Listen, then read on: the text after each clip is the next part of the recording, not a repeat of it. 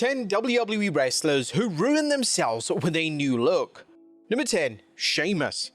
Now, upon returning to WWE following WrestleMania 31, the idea was for Sheamus to re-debut with a brand new look. Sheamus would debut a new Mohawk-style haircut, and whilst he looked vastly different, the fans weren't exactly receptive to it. The crowd would often heckle the former WWE champion with chants of "you look stupid," which definitely impacted a lot of Sheamus's matches early on. Sheamus though wouldn't let the negativity get to him, and he spoke out about how the fans were jealous of him. Sheamus in time would revert back to his prior look, and whilst the Mohawk look was one of the worst looks of his career, his body of work at the time was still incredibly high. Number 9. Dolph Ziggler. One of the things that made Dolph Ziggler stand out was his long blonde hair. Without this look, Ziggler would just look like another generic wrestler. Unfortunately, WWE attempted to ruin Ziggler's presentation as he randomly showed up to the April 18th, 2011 edition of Raw sporting a new hairstyle. Ziggler cut his hair short and dyed it brown. He looked incredibly generic, and it was almost as if all the confidence was drained from him. Luckily, Ziggler was allowed to dye his hair back shortly after, but this was an absolutely terrible idea that should have never been approved. According to Ziggler himself, he was told that the new haircut would make him look more credible. The crazy thing was that Ziggler didn't need a new look, he just needed to win more matches. It was incredibly backwards booking from WWE. Number 8. The Undertaker. It's common knowledge that The Undertaker wasn't exactly in favor of bringing back the dead man persona in 2004. The Undertaker loved the American Badass persona as he believed it gave him so much more range as a performer, and to his credit, he was right. When The Undertaker returned as the Dead Man at WrestleMania 20, the idea was that the Dead Man would be back alongside Paul Bearer, yet The Undertaker would keep a lot of his moves from his American Badass days. This was 100% the right call. The WWE product had vastly changed since The Undertaker was last an undead zombie, and Taker having slow, lifeless matches would not have been appropriate for the Ruthless Aggression era audience. Interestingly, on the first SmackDown following WrestleMania 20, The Undertaker would appear on SmackDown wearing his trademark bandana from his prior persona. This led to a lot of confusion at the time, as The Undertaker once again just looked like the American Badass, specifically Big Evil. Now, the inclusion of the bandana was a one-time deal, as The Undertaker would ditch it moving forward, which was probably the right move. Number 7. Triple H.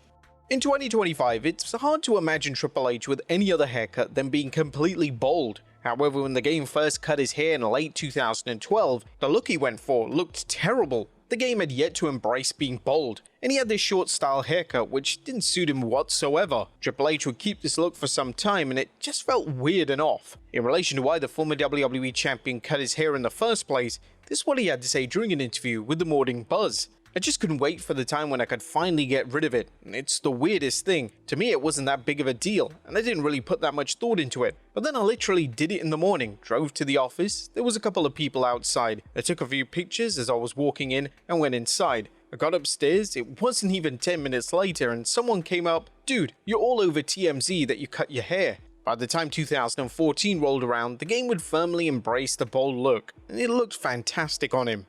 Number 6. Chad Gable.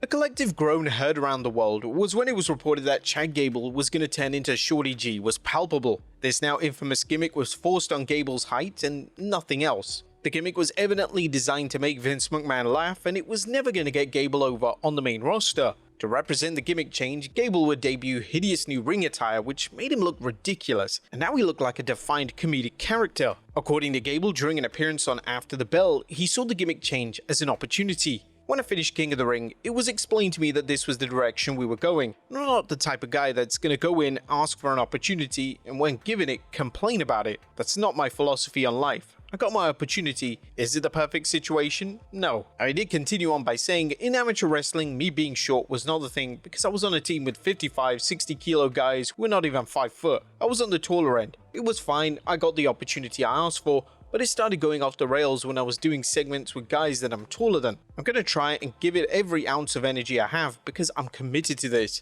The gimmick lasted around a year, and luckily it failed to impact Gable's credibility. Gable, particularly over the past 5 years, has sustained a reputation for making everything work. Whether Gable is a menacing heel or a face wearing the worst attire imaginable, Gable is going to put his life and soul into the respective character. Number 5. Kane. The idea of Kane turning into a corporate stooge could have worked. That's if the character wasn't presented within the lore and realm of Kane's established continuity. Unfortunately, the major issue with the corporate Kane persona was the horrendous look that he would debut. Kane would wear suit pants and slacks to wrestle, and Kane just lost all credibility and legitimacy as a performer. This man was supposed to be one of the most terrifying pro wrestlers on the entire roster, but he looked like a total joke. The slacks in particular made it extremely difficult for Kane to have good matches, and it was a surprise that he didn't hurt himself wrestling in that style of footwear. The persona and the attire had zero benefit to Kane or his legacy, and in hindsight, it was just a terrible idea from a stagnant WWE creative team. Number 4. Keith Lee. There was a lot of concern for Keith Lee's main roster call-up. Vince McMahon was known for messing up several notable NXT call-ups, and with Lee being on the larger side, it was theorized that McMahon would take issue with Lee's weight, despite it not impacting his work in any way, shape or form. To the surprise of nobody, McMahon changed Lee's gimmick entirely, and he would also insist that Lee wear a generic singlet. Fans instantly called out WWE for this, as Lee looked like a default creator wrestler. What WWE failed to understand was the fact that he wore traditional trunks despite being a larger wrestler was one of the reasons why he stood out in the first place. When Lee was released from WWE, he would poke fun at the singlet, and it once again highlighted just how out of touch McMahon was with modern day wrestling. Number 3. Karrion Kross.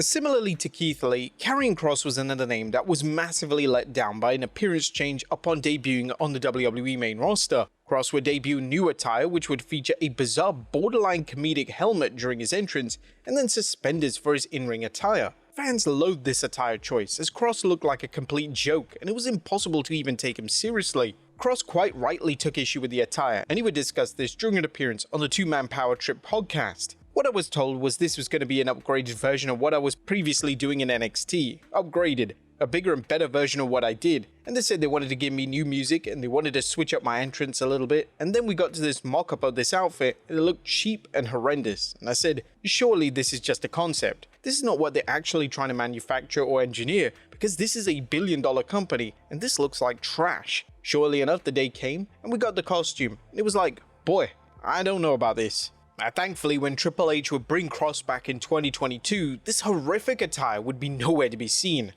Number 2. Goldberg.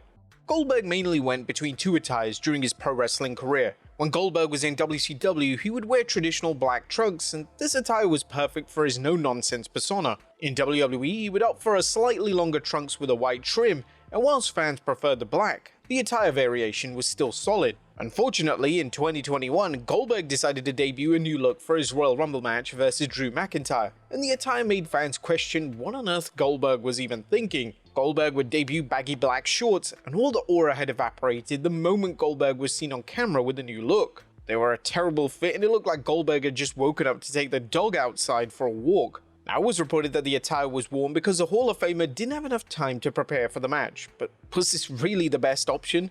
It was bold and unimaginative. And number 1, Baron Corbin.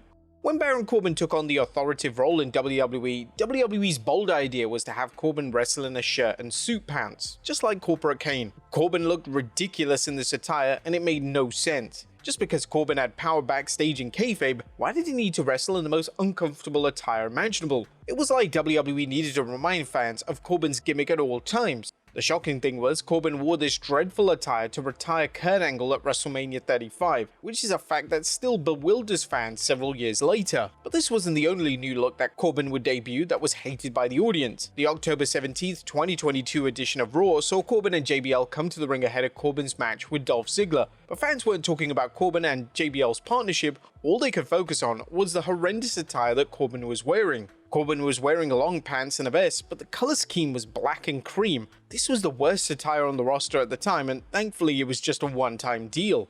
But there you have it, folks, 10 WWE wrestlers who ruined themselves with a new look. Be sure to leave your comments down below, and I'll see you next time with some more wrestling content.